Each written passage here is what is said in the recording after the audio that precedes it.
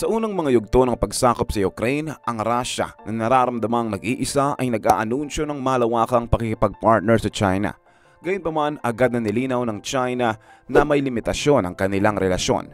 Ang tanging mga kalyadong tiwala ng Russia na Iran at North Korea, desperadong maghanap ng suporta ang Russia mula sa China sa digmaan. Ngunit nais ng China na matalo ang Russia. Sa pagtaak ng ika-18 na buwan ng labanan, ang matibay na ekonomiya ng Russia na unang pinondohan ng enerhiya ngayon ay bumagsak dahil sa mga Western price caps sa enerhiya nito. Ang mga cap na ito ay nagtataguyod ng isang maingat na balanse na nagbibigay daan para iwasan ng Russia ang isang pandaigdigang krisis sa enerhiya, ngunit pumipigil sa anumang malaking kita. Ang pangunahing pinagkukunan ng kita ng Russia ay nabawasan na lamang sa isang estado ng pagsasawalang kita at itinatasan nito ang kita mula sa langis batay sa presyo ng Brent crude kaysa sa sarili nitong presyo. Ang pagtangkang mapunan ang nawalang negosyo mula sa West, lumalapit ang Russia sa India ngunit hinaharap ang mga hamon. Sa pagbenta ng langis sa rupees, nag-iipon ang Russia ng isang walang silbing inventaryo sapagkat wala sa internasyonal na tinatanggap ang rupee. Bukod dito, naharap ang Russia sa kakulangan ng mahalagang bahagi para sa masusing armas, kaya't kailangang bumili ng mga hindi kapanipaniwala na mga drone mula sa bansa tulad ng Iran. Ang pagsalakay ay nagpapakita ng pagdepende ng Russia sa global na mga bahagi para sa kanyang industriya ng armas na nagre-resulta sa mabagal na rate ng produksyon at luma-luma ng kagamitan. Pinaanib ng China ang presyon sa Russia dulot ng kanlurang mga parusa sa pamamagitan ng pagtaas ng importasyon ng enerhiya at pagpapagana ng transaksyon sa pamamagitan ng kanyang mga institusyon sa pananalapi. Bagamat may takot sa buong military support ng China sa Russia, kabilang ang mga tank, artillery at missile, wala pang obserbasyong nangyayari na malalaking pag-transfer ng mga mabibigat na kagamitan. Sa halip, aktibong tinutulungan ng China ang Russia na iwasan ang mga parusa sa pamamagitan ng pagsusupply ng mga dual-use na hardware tulad ng mga drone at computer chips. Ang mga pampublikong kumpanya ng depensa ng China ay nagpadala ng mga kritikal na kagamitan mula sa mga spare parts para sa mga labanang jets hanggang sa mga tool ng navigation na nakatutulong sa industriya ng depensa ng Russia. Bagamat itinanggi ng China ang pagbenta ng mga armas, nagpapakita ang ebidensya ng malalaking pag-transfer ng mga dual-use na item na nagtutol sa kanilang deklarasyon ng transparency. Ang China ay naging ang pinakamalaking tagatanggap ng langis mula sa Russia sa buong mundo na lumampas sa India noong March 2023. Bagamat hindi pa lubusang napapalitan ng Russia ang mga nawalang kita mula sa kanluran, ang China ngayon ay nag-i-import ng dobling liquefied petroleum gas kumpara noong 2021 at ang pag-import ng langis sa kalakaran ay umabot ng mga 1.65 milyong bariles kada araw. Ang mga West punishments, lalo na ang mga nagbabawal sa siguro para sa mga barkong nagdadala ng langis mula sa Russia ay malubhang dumurog sa ekonomiya ng Russia. Sumasalo ang China sa pamamagitan ng pagbibigay ng mga supertanker at pagsusuring pangatlong partido na pinalad na nagsisimula ng transfer ng mga enerhiya mula sa Russia. Bagamat tila'y tulong na nagmumula sa pagmamakal, ang suporta ng China sa Russia ay pangunahing para sa sariling kapakinabangan at nagdudulot ng mataas na presyo sa independensya ng Russia. Ang tulong ng China, bahagi ng kanilang Belt and Road Economic Initiative, ay tinuturing ng ilan bilang debt trap diplomacy. Ang pag-focus ng China sa kanilang sariling interes ay kitang-kita, lalo na't ang karamihan sa mga transaksyon sa Russia ngayon ay nangyayari sa Chinese yuan na bumubuo ng 14% ng kabuuang Russian exports ngayon na itinataas mula sa kalahatiang porsyento bago ang digmaan. Ang paglipat na ito ay nagpapalakas sa Chinese yuan na nagtataglay ng makasaysayang bahagi na ginagawang pinakamadaling gamiting currency sa China para sa cross-border transactions. Ang yuan o renminbi ay bumubuo ng 2.7% ng pandaigdigang foreign exchange reserves noong 2022 na nakakabuti sa China ngunit nagdadala ng mga hamon para sa Russia. Katulad ng kalagayan nito sa India, kumakalap ng malaking halaga ng yuan ang Russia na limitado ang paggamit dahil sa mababang pangkalahatang acceptance ng currency sa pandaigdigang kalakaran. Bagamat kayang magbigay ang mas malawakang ekonomiya Chino ng ilang produkto at serbisyo, nananatili ang Russia na may malaking halaga ng yuan na may limitadong utilidad.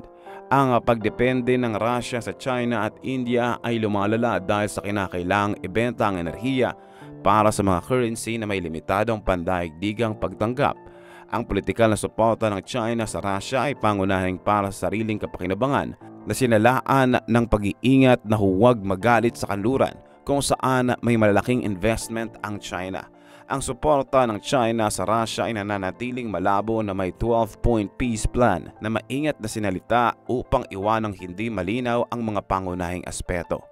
Ang posisyon ng China sa soberanya ng inaneksang teritoryo sa Ukraine ay nananatiling hindi malinaw na nagkakabenepisyo sa China at nakakasama naman sa Russia sa kawalan ng katiyakan. Habang ang mundo'y nagkakawatak-watak sa pagitan ng mga liberal na demokrasya at mga authoritarian na rehimen, ang pag-atubiling ganap na tanggapin ng China ang isang authoritarian state ay kasuwato ng layunin nito na maging isang pandaigdigang superpower. Ang masalimuot na kasaysayan ng ugnayan ng China at Russia mula sa pagiging magkaibigan hanggang sa pagdududa ng mga hidwaang hangganan ay nagbibigay diin sa kasaysayang dominasyon ng Russia. Gayunpaman, ang kasalukuyang dinamika ng kapangyarihan ay naglalagay ng Russia bilang junior na kasosyo at ang estrategong interes ng China ay nakatuon sa paggamit ng mga yaman ng Russia upang hamunin ang pandaigdigang supremasiya ng Amerika. Ang China ngayon ay naglalampas na sa Russia sa ekonomiya, politika at militar na dominasyon na iniwan ang arsenal ng nuklear ng Russia bilang ang kanyang tanging kapakinabangan. Gayunpaman, may mga pag-aalinlangan tungkol sa kahusayan ng arsenal ng Russia, lalo na sa pagganap nito sa militar sa Ukraine. Ang China, na kinikilala ang kanyang nakaraang pagsasailalim sa kapangyarihan ng Soviet at Russia, ay naglalaan ng malaking pondo para sa mga armas na nuklear upang punan ang agwat. Kabilang sa mga hinanakit ng China sa kasaysayan ay ang mga teritoryo na kinuha ng Russian Empire noong 1858, lalo na sa Russian Manchuria, na may estratehikong kahalagaan, masaganang yaman ng enerhiya at mahalagang supply ng tubig. Lampas sa pagsusulong para sa Russian Manchuria, iniisip ng China ang buong Russian Far East o RFE, isang di pinasasamantala ang yaman ng kayamanan. Ang pag-access sa mga yaman na ito ay hindi lamang magpapalakas sa ekonomiya ng China, kundi magbibigay din ng ligtas na ruta para sa enerhiya sa lupa na mahalaga habang kinakaharap nito ang potensyal na pagbabara ng mga bansa sa karagatang maaaring makaapekto sa 60% ng kanyang mga import ng enerhiya. Nag-aalala ang mga agam-agam habang ang China na hindi kayang hamunin ng US Navy malayo sa kanyang mga baybayin ay naghanap ng alternatibong mga ruta para sa enerhiya upang tuparin ang masiglang layunin ng kanyang pambansang patakaran tulad ng potensyal na pagsalakay at pagsanla ng Taiwan. Ang pagbabago sa dynamics ng kapangyarihan ay nagpapalala ng mga tensyon sa buong mundo, kung saan ang ambisyon ng China ay bumubuo ng kanilang mga estratehiya at nagbabanta sa kasalukuyang kalagayan. Ang pondo mula sa China para sa enerhiya ng Russia sa RFE ay nagdudulot ng pangangambahan, lalo pat ang kabuang investment ng China sa rehiyon ay mas mataas kaysa mga kontribusyon ng Russia. Ang pagbabago sa demografiya ay nagdaragdag sa mga pangamba ng Moscow, kung saan ang legal at iligal na imigrasyon ay nag-aambag sa isang populasyon na maaaring maging mas Chino kaysa Ruso sa mga susunod na dekada. Ang tensyon sa pagitan ng mga lokal na Ruso at ng mga populasyon ng China ay lumalala, na pinaigting ang paggaganit sa mga turistang Chino at mga alitan tulad ng kontrobersiya noong 2019 hinggil sa isang planta ng pagmamanman ng pag-aari ng mga Chino sa Lake Baikal. Ang potensyal na iligal na plano para sa planta ay sinagot ng matindi ng oposisyon ng Russia na nagpapakita ng mga hindi umiiral na tensyon sa relasyon ng Russia at China sa rehiyon. Ang pagpapahayag ng China ng intensyon na bawiin ang Russia Manchuria ay nagpapakomplika pa sa isang lubos na masalimuot na sitwasyon. Noong 2023, inaprubahan ng Beijing ang mga opisyal na mapa na nagpapakita ng teritoryo na ibinigay sa ilalim ng dinastiyang Qin bilang nasa ilalim ng kontrol ng China na nagpapakita ng mga historikal na pananakop.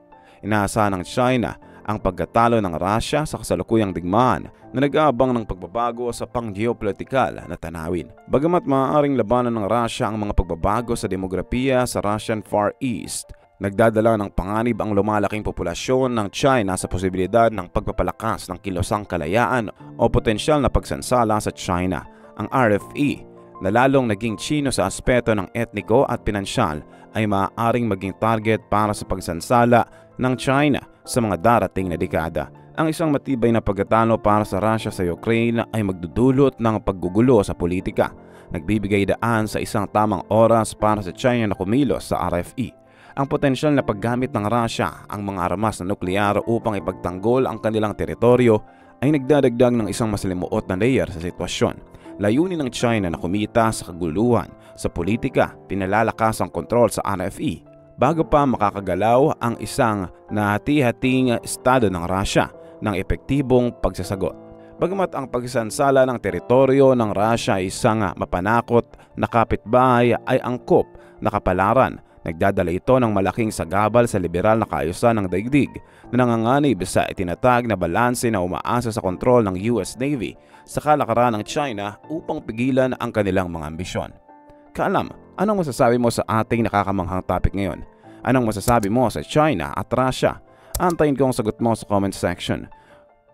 Kaalam, tulad ng pinangako ko para matanggap ang 20,000 free books na makatulong sa iyo, i-check ang link sa description at comment section ng video ito para mag-join sa ating exclusive Facebook group.